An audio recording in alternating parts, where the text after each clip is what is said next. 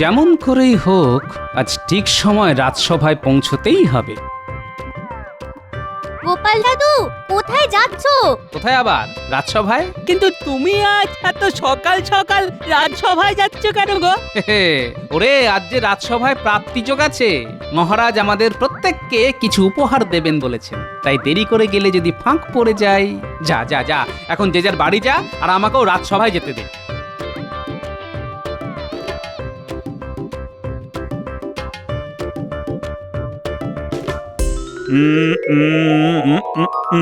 একজন ছাড়া সকলেই এসে গেছো দেখছি।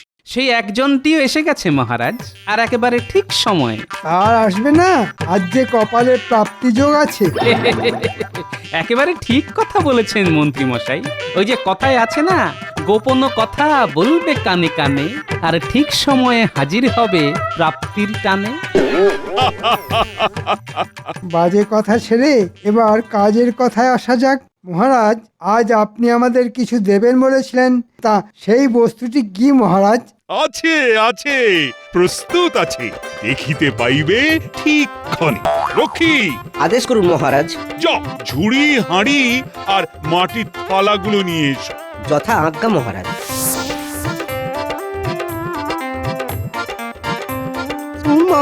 এই তাহলে আমাদের প্রাপ্তিযোগ।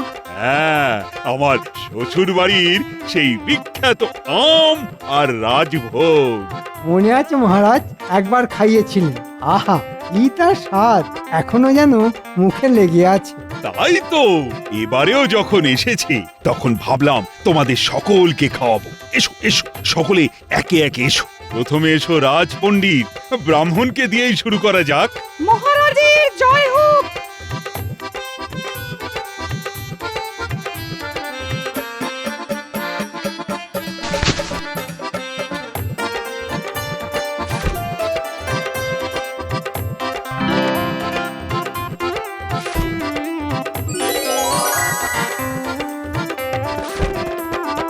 না না গোপাল, তুমি সারি দিয়ে দাঁড়িও না, তুমি পাবে একেবারে শেষ।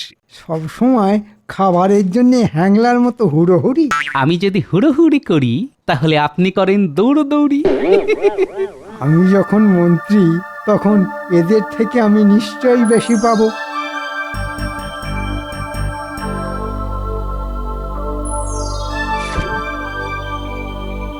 এ বাবা, আমাকেও সেই চারটে করে। এ তো দেখছি মুড়ি মিছরির একদর হয়ে গেল। কি মন্ত্রী, খুশি তো? হ্যাঁ, ইয়ে মানে খুশি তো। তাহলে জয়ধ্বনি দাও। মহারাজের জয় হোক। এবার গোপালের পাল। এসো গোপাল, সামনে এগিয়ে এসো।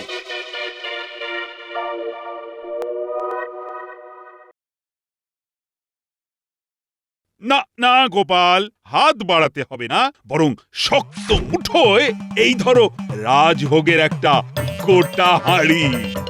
আর এই নাও এক ঝুড়ি আম। এগুলো আমার? এগুলো সব তোমার, কারণ আমি জানি আমার রসালো রাজভোগ খেতে তুমি কি ভীষণ ভালোবাসো। মহারাজের জয় হোক। জয় হোক না কচু হোক, আমাদের বেলায় মাত্র চারটে করে, আর গোপালের বেলায় ভর্তি ঝুড়ি আর গোটা হাঁড়ি। যাও যাও, তোমরা সকলে এবার যে যার বাড়ি যাও। বাড়ি গিয়ে খেয়ে কাল আমায় এসে বলবে যে কেমন লাগলো।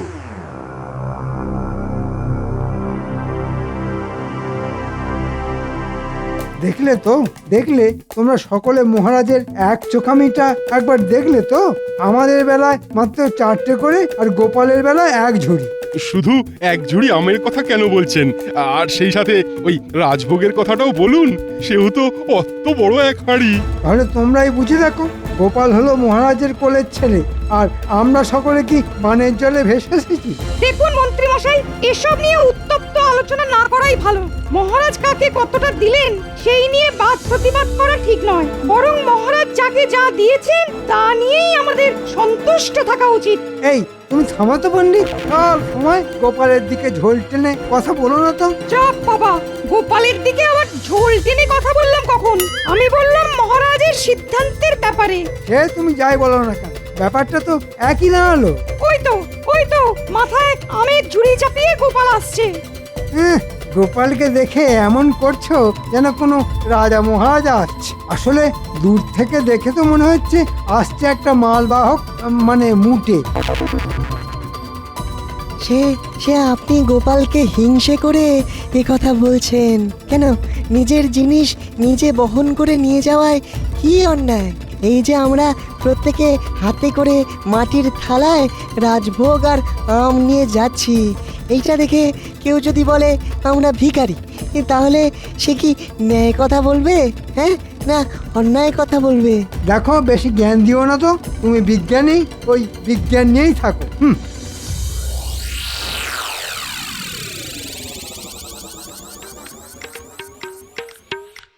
নেখা ও গিন্নি, আমায় দিলে না? দিচ্ছি বাবা দিচ্ছি, আগে বাচ্চাদের দি, তারপর তোমাকে দেবো। হ্যাঁ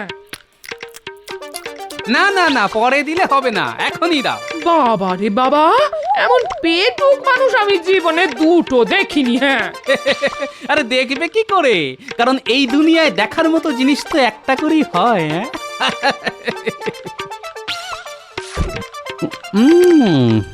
আহ, প্রাণটা যেন জুড়িয়ে গেল। গিন্নি, তুমি একটা খেয়ে দেখো। আগে তোমাদের দি। হ্যাঁ দেখো, আমের আর বোঁটা কেটে দেবার দরকার নেই, বুঝলে? সে কি গো, এই বোঁটাটা কেটে দেবো না? হ্যাঁ আরে বাবা, দাঁত আছে কি করতে? ঝুড়ি থেকে টপা টপ তুলবো আর কপা কপ খাবো। কিরে, তোরা রাজি তো? হ্যাঁ হ্যাঁ, খুব রাজি, খুব রাজি। তাহলে শুরু কর, দেখি আম খাওয়ার প্রতিযোগিতায় কে হারে আর কে জেতে। হ্যাঁ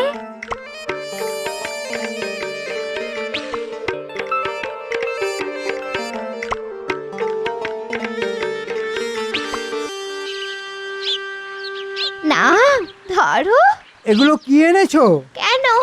মহারাজের দেওয়া আম আর রাজভোগ। ওই আম আর মিষ্টি আমি ছোঁবো না। কেন? কেন আবার? গোপাল পেলো এক ঝুড়ি আম আর এক হাঁড়ি রাজভোগ, আর আমাকে দিল কিনা মাত্র 4টি আম আর রাজভোগ। হ্যাঁ, না না, এই অপমান আমি কিছুতেই ভুলতে পারছি না। তাহলে কি করবে? এমন বুদ্ধি বের করেছে না, যে ওই বুদ্ধির জালে ফেঁসে আমাদের ওই একচোখো মহারাজ নিজে থেকে আমার বাড়িতে ঝুড়ি ভর্তি আম আর হাঁড়ি ভর্তি রাজভোগ পাঠাতে বাধ্য হবে। কি বলছো কি? ঠিকই বলছি। আর সেটা মাথায় করে আমার বাড়ি বয়ে আনবে আমার চিরশত্রু গোপাল। তখন সেই আম আর মিষ্টি আমি প্রাণ ভরে খাবো, তার আগে নয়। মনে রাখবে, এটা আমার প্রতিজ্ঞা। সে না হয় বুঝলাম, কিন্তু মহারাজ আম দেবেন আর গোপাল তা মাথায় করে বয়ে আনবে, এটা কি সত্যি? এখন সত্যি মনে না হলেও 2-1 দিনের মধ্যে সব কিছু সত্যি হয়ে যাবে। তুমি শুধু মিলিয়ে নিও।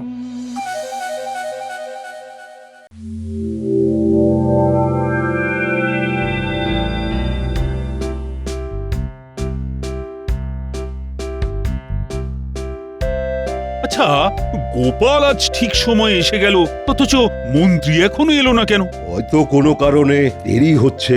তা তোমরা সকলে কেমন খেলে আমার শ্বশুর বাড়ির আম আর মিষ্টি? খুব ভালো খেয়েছি মহারাজ।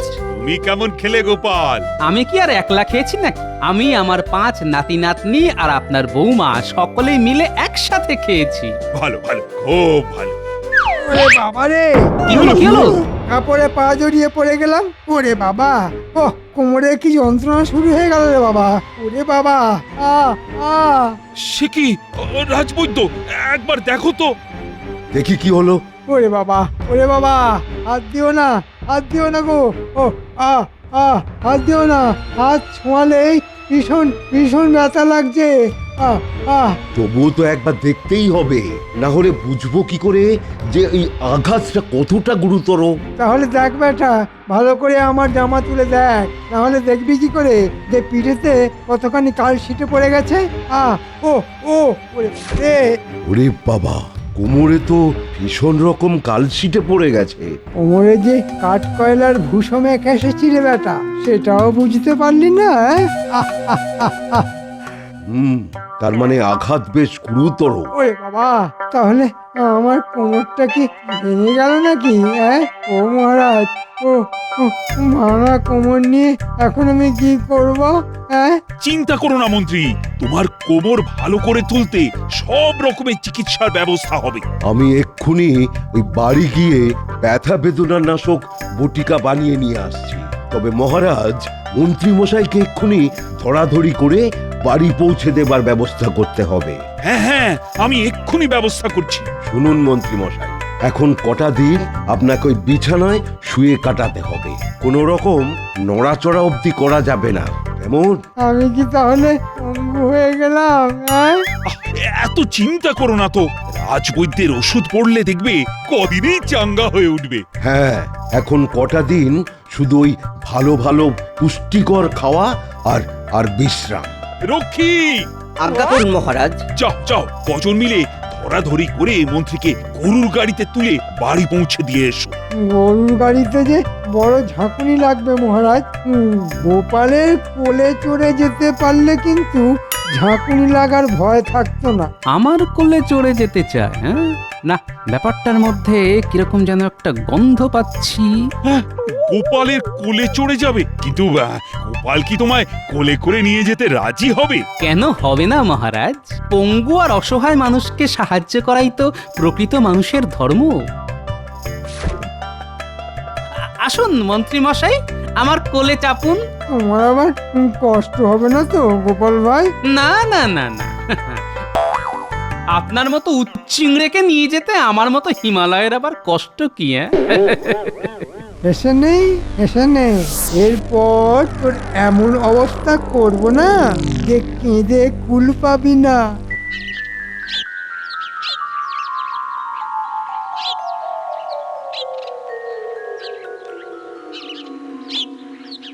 মন্ত্রীর কোমরের অবস্থা কেমন বুঝছো বলো তো রাজবৈদ্য?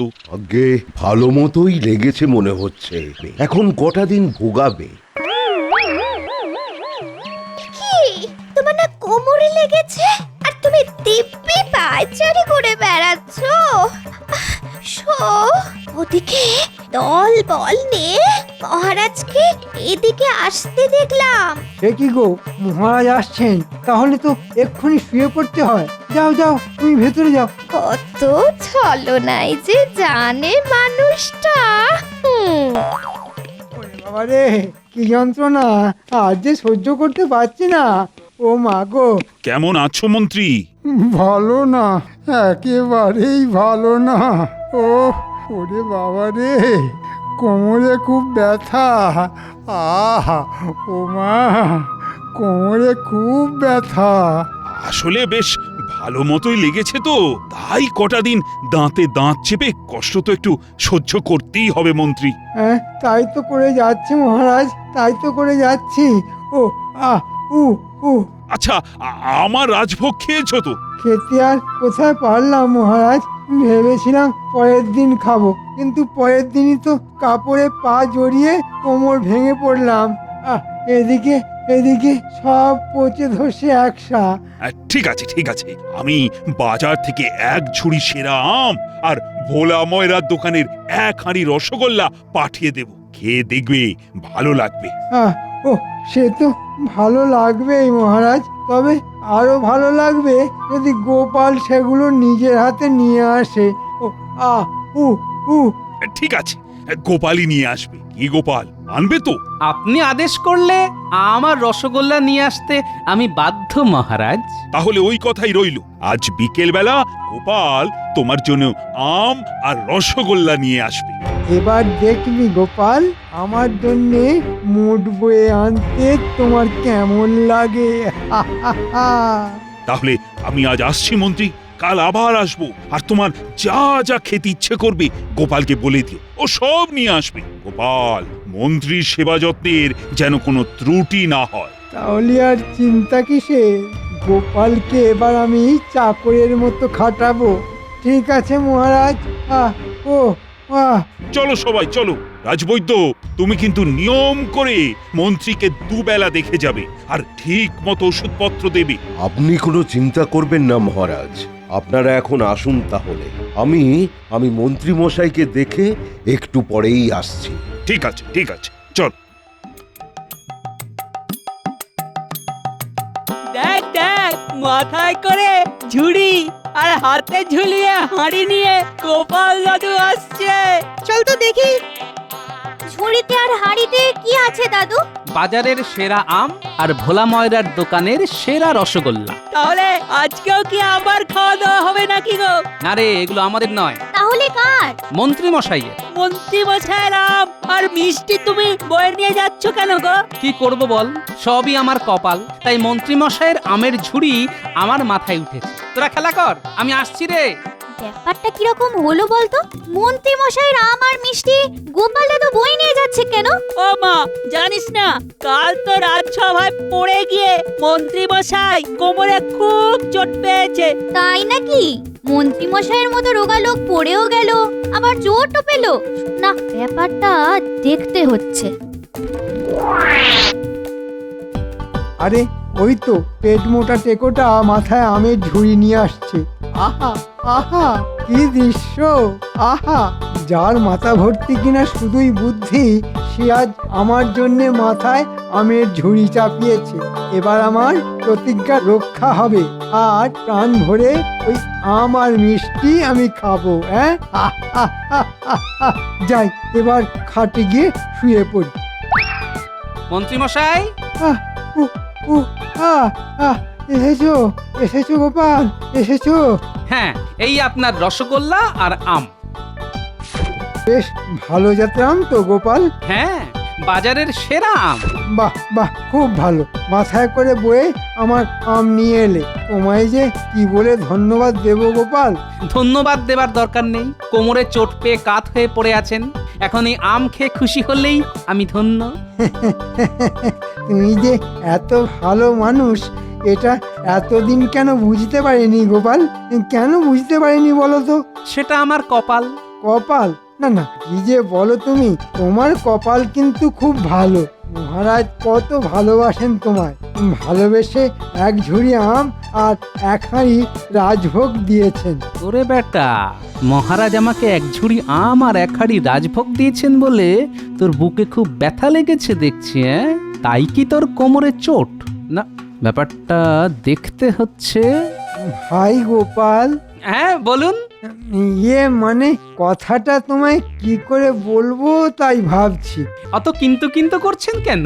আমের ঝুড়ি মাথায় করে বয়ে এনে দেবার পরও আরো যদি কিছু করতে বলেন তা আমি হাসি মুখে করে দেব। করে দেবে? অবশ্যই, কারণ পঙ্গু মানুষের সেবা করা যে পরম ধর্ম মন্ত্রী মশাই। আসলে কাল থেকে কোমরের সাথে সাথে পা দুটো বড্ড টনটন টনটন করছে। তাই যদি ভালোবেসে আমার পায়ে একটু গরম তেল মালিশ করে দাও তো বড্ড উপকার হয়। তেল মালিশ? এ আবার এমন কি কথা? গিন্নি, একটু গরম তেল আনো তো। এই কি শুনছি রে, গোপাল দাদু ওই পাজি মন্ত্রীর পায়ে তেল মালিশ করে দেবে? তাই তো শুনছি রে। হ্যাঁ রে, গোপাল দাদুকে দিয়ে এসব করাবে বলে মন্ত্রী মশাই আবার কোমরে চোটের বাহানা দিয়ে বিছানায় পড়ে নেই তো? দিন বৌঠান দিন। আহ, আমার জীবন আজ সার্থক হলো। বুদ্ধির রাজা গোপাল আমার পায়ে তেল মালিশ করছে। ভালো লাগছে মন্ত্রী মশাই? হ্যাঁ, মোটামুটি। কাল এরকম জড়িবুটি তেল এনে আপনার পায়ে মালিশ করে দেব, দেখবেন কিরকম আরাম পাবেন। তাহলে আজ ছেড়ে দাও, কাল জড়িবুটির তেল নিয়ে এসে মালিশ করে দিও। ঠিক আছে, তাহলে কাল সকালেই চলে আসবো। না না, সকালে এসো না, তুমি বরং একটু বেলা করে এসো। ঠিক আছে মন্ত্রী মশাই।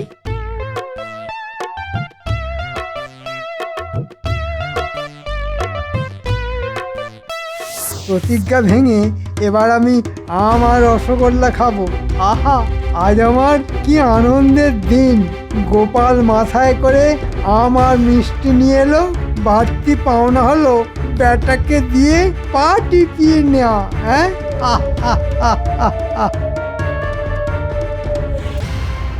গোপাল দাদু, আমরা জানলা দিয়ে সব দেখেছি। ছি ছি, গোপাল দাদু তুমি মন্ত্রী মশাইয়ের পা টিপে দিচ্ছিলে? কি করব বল, সবই কপালের ফের। মহারাজের আদেশ, অসুস্থ মন্ত্রী মশাইয়ের সেবা যত্নের যেন কোনো ত্রুটি না হয়।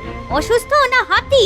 আমরা জান্নাতের সব দেখেছি। তুমি ঘর থেকে বেরিয়ে যেতেই মন্ত্রী মশাই আবার খাট থেকে নেমে সারা ঘর হেঁটে বেড়াচ্ছিল। আর হা হা করে সে কি হাসি! বটে, এত ছলো না। ঠিক আছে, যা বলছি তা মন দিয়ে শোন। কাল সকালবেলা ধুনুচি, কাঠকয়লা, দেশলাই আর খানিকটা ধুনো নিয়ে মন্ত্রীর বাড়ির কাছে চলে আসবি। হ্যাঁ, ভেতরে আসবো মহারাজ? আরে এসো এসো, তার আগে বলো মন্ত্রীর সেবা যত্নের কোনো ত্রুটি হচ্ছে না তো? না মহারাজ, তবে কাল সকালবেলা উনি একবার আপনাকে দেখতে চেয়েছেন। ঠিক আছে ঠিক আছে, কাল সকালেই না হয় যাব। তাহলে তো অতি উত্তম। আমি তাহলে এখন আসি মহারাজ।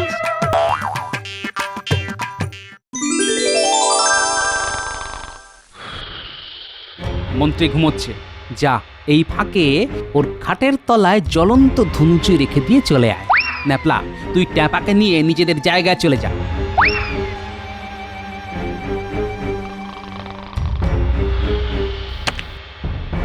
মশাই, ঘরে আগুন লেগেছে।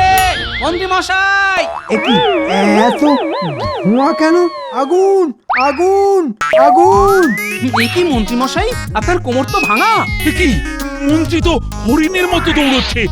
তাহলে কি ওর? কোমরে ব্যথা মিথ্যে কথা মহারাজ। হ্যাঁ, তাহলে মিথ্যে কথা বলে আমার সাথে প্রবঞ্চনা করেছে। মন্ত্রী দাঁড়াও, দাঁড়াও বলছি। ওরে বাবা রে, মন্ত্রী! কোমরটা বুঝি এবার সত্যি সত্যি ভেঙে গেল। ঠিক হলো, কেউ আজ তোমায় তুলবে না, কোনো চিকিৎসাও পাবে না তুমি। আর যতদিন বিছানায় পড়ে থাকবে ততদিন বেতনও কাটা যাবে তোমার। তাহলে আমি আমি যে না খেতে পেয়ে মরে যাব মহারাজ। কেন? কদিন তো আমাকে খুব ধোঁকা খাইয়েছিলেন, এবার নিজে ধোঁকা খান। ধোঁয়ার ধোঁকা।